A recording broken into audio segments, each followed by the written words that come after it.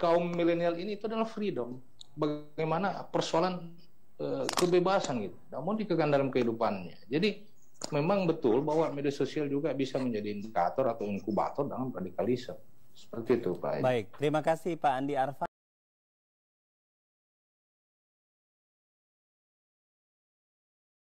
Kita terhubung kembali dengan Pak Andi Arfan Sahabudin SHMH, Ketua Badan Penyuluhan dan Pembelaan Hukum Pemuda Pancasila Sulawesi Selatan.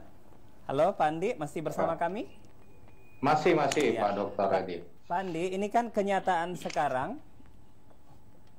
Ya. Kenyataan sekarang generasi milenial banyak yang mengurung diri sendiri hanya berteman dengan gawai. Jangankan di dalam kamar ya, di tempat makan saja pada sibuk semua mencet-mencet. Nah, seperti apa pandangannya? Iya. Saya sepakat dengan itu, Pak Dr. Edi.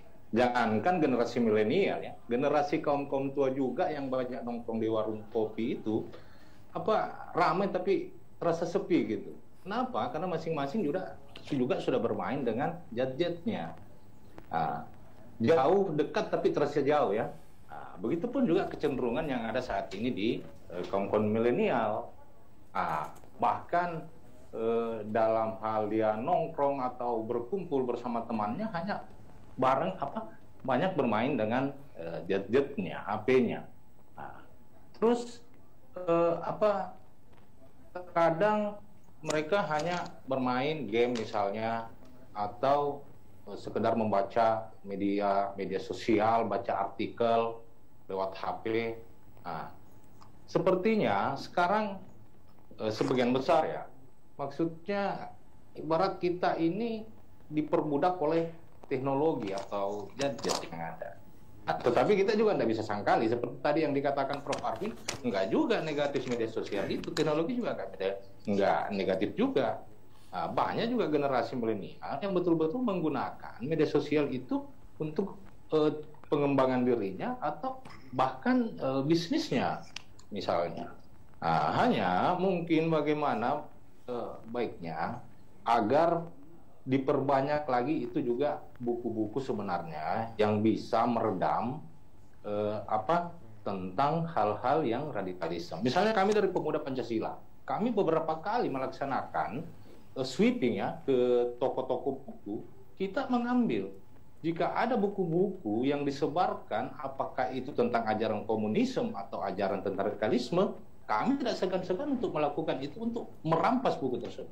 Itulah peran kami di Pemuda Pancasila. Kami siap berperang, siapapun yang mengganggu ideologi Pancasila, kami siap berhadapan. Itulah kami dari Pemuda Pancasila, bagaimana untuk meminimalisir pergerakan-pergerakan yang bisa membuat kisruh negara ini, bisa membuat ideologi Pancasila terganggu. Pak Andi, jadi tidak hanya sweeping kendaraan bermotor, juga sweeping bahan bacaan ya, sampai ke bahan bacaan. Iya. Nah, seperti itukah yang sibuk dengan gawe salah satu ciri khas freedom dari generasi milenial kita? Ya, sebenarnya karakteristik dari kaum milenial itu salah satunya adalah freedom. Kebebasan atau freedom bagi generasi milenial tersebut itu salah satu karakteristik mereka. Di mana internet dapat memberikan suatu kebebasan kepada generasi milenial tersebut memilih untuk apa yang hendak mereka lakukan. Internet sudah menyediakan semua itu. Jadi apapun yang dicari, apapun yang diinginkan, ada tersedia di internet. Mungkin pemahaman tentang radikalismenya masih sedikit, tapi dengan sering membuka internet, mencari literasi atau literatur yang ada di internet, itu langsung diterima begitu saja.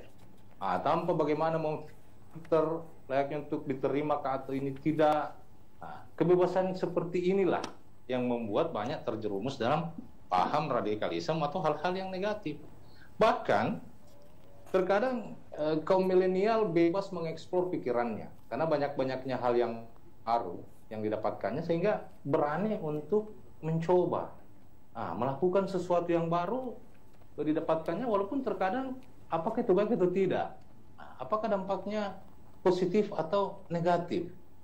Misalnya saja seperti ini, mencari kata kunci di internet cara membuat bom, itu akan muncul, ada di YouTube kok. Maka banyak yang sekedar iseng atau mencoba-coba, ditambah lagi doktrin atau hegemoni serta bacaan yang langsung diterimanya, akhirnya berkembanglah paham radikalisme tersebut di dirinya. Nah, jadi mungkin banyaknya dari coba-coba, bujukan, bagaimana dihegemoni, bahkan film-film juga banyak yang menghegemoni seperti itu. Tapi tanpa kita sadari, apakah ini layak untuk ditonton atau tidak. Memang ini untuk bagaimana radikalisme ini ya, bagaimana kita bersama-sama untuk menekan pertumbuhannya, khususnya di Indonesia, apalagi di Makassar. Baik, ya. Itu Pak. Terima kasih banyak Pak Andi Arfan Sahabudin, SHMH, Ketua Badan Penyuluhan dan Pembelaan Hukum Pemuda Pancasila Sulawesi Selatan, dan juga Wakil Dekan Bidang Kemahasiswaan dan Alumni Fakultas Hukum UIM Makassar. Terima kasih sudah bersama kami di Kampus Milenial. Ya.